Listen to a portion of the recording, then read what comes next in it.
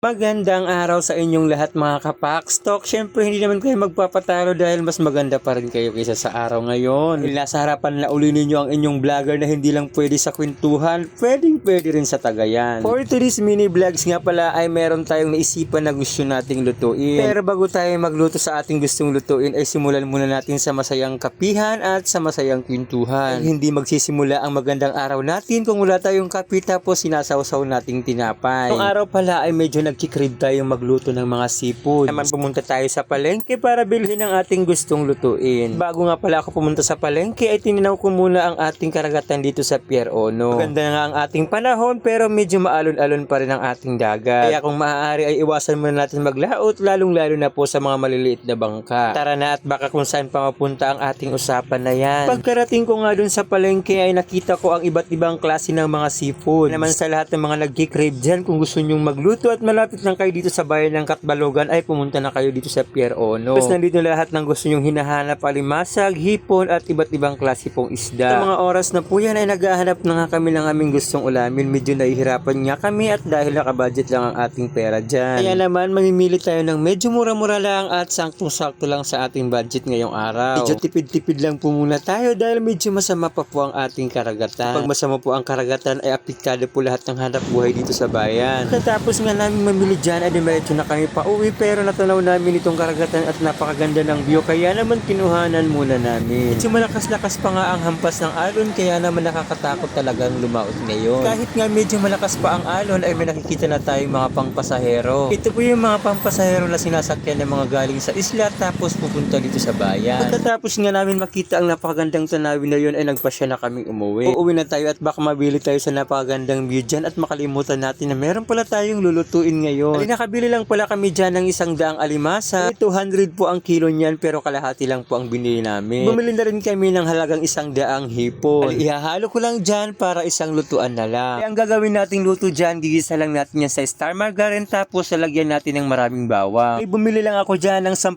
pisong star margarine. Bili rin pala ako dito ng 10 pisong kalong kagong. Ang tinatawag na red bell pepper. Huwag niyong kakalimutan ng ating siling green. Bili na rin ako dyan ng 1 cube. Kailangan po marami ang inyong bawang dahil yun ang pinaka main ingredient natin. Tapos nga natin maipakita ang lahat ng mga gagamitin natin ay syempre bago natin lutuin ang ating alimasag at ang ating hipon ay atin muna itong huhugasan. Ay, ang paraan lang po ng paglilinis ko dyan ng hipon ay tinatanggal ko lang yung parang buhok sa ulo niya. Ang ginawa ko naman sa alimasag ay hinatin ko lang siya sa dalawa. Ay, mas masarap talaga kapag hinahati para ang loob ay mapasukan din siya ng sauce. Isa to sa mga paraan kaya hinahati ko para magkasya ang lahat ng kakain. Sa lahat po na nagko-comment at nagsasabi na bakit dyan ako sa labas nagluluto. Talaga ako naguhugas kasi dyan po talaga ang aming lababo sa labas. Dahil sa loob po ng aming pwesto ay wala po talagang lababo doon. Maraming nagtataka kung bakit nasa highway ako naglilinis. Minsan naman dyan ako nagluluto kapag medyo mabaho po ang ating lulutuin. Tulad ng mga tuyo na ating niluluto. Sa labas po talaga ako nagluluto. Bago nga tayo makapagsalang dyan ng ating kawali ay hinanda lang natin ang lahat ng mga gagamitin natin sa ating pagluluto. Hiniwa-hiwa lang natin dyan ang maliliit ang ating bawang. Hindi ko na po hiniwa dyan ang mga siling green dahil baka sobrang anghang naman. I-slice na rin natin ang ating mga red bell pepper ng paganyan. At dahil okay na nga ang lahat, tara simulan na po natin magluto.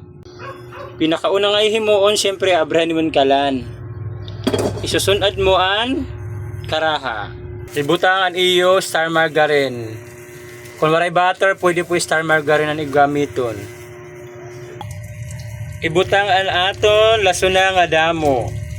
Ibutang tanan aton red pepper. Ibutang tanan aton 4 cubes. Pag okay na, ibutang tanan aton masag ngayon aton hipon. Butang kita Sprite at usa lang nga guti nga 1 point, usa lang nga guti.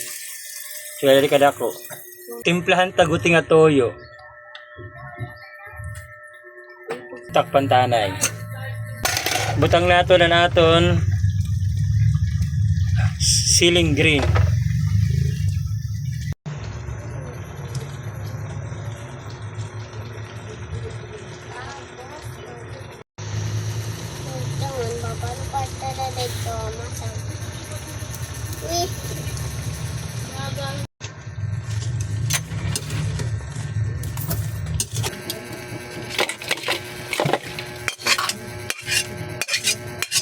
Malipas nga ng mahigit 1 oras na pagluluto natin ng ating seafood, ay talaga namang nakakatakam po ang kanyang itsura. Sa tingin ko ay tataob na naman ang ating kaldero nito. Pero kunting payo lang po mga kapakstock, hinay-hinay lang po sa pagkain ng mga ganitong pagkain. Lalong-lalo na po sa may mga mataas na blood pressure. Pwede namang kumain pero wag naman po masyado nating damihan. Ako once a year lang talaga ako nakakatikim ng mga ganitong seafood. Hindi po dahil wala po akong pambili, kundi iniiwasan ko talaga yung mga pang high blood na mga pagkain. Pagkatapos nga natin magluto dyan ay dumiretso na tayo sa ating pagkain ngayong tanghalian. Paalala lang po mga kapakstock, ang problema po ay pwedeng tawanan pero hindi mo yan kayang talikuran. Kaya naman kung may problema ka, harapin mo at kayang-kaya mo yan. Kung nagustuhan mo ang video natin ngayong araw, pa-share na lang ako. Thank you and God bless you. Follow for more!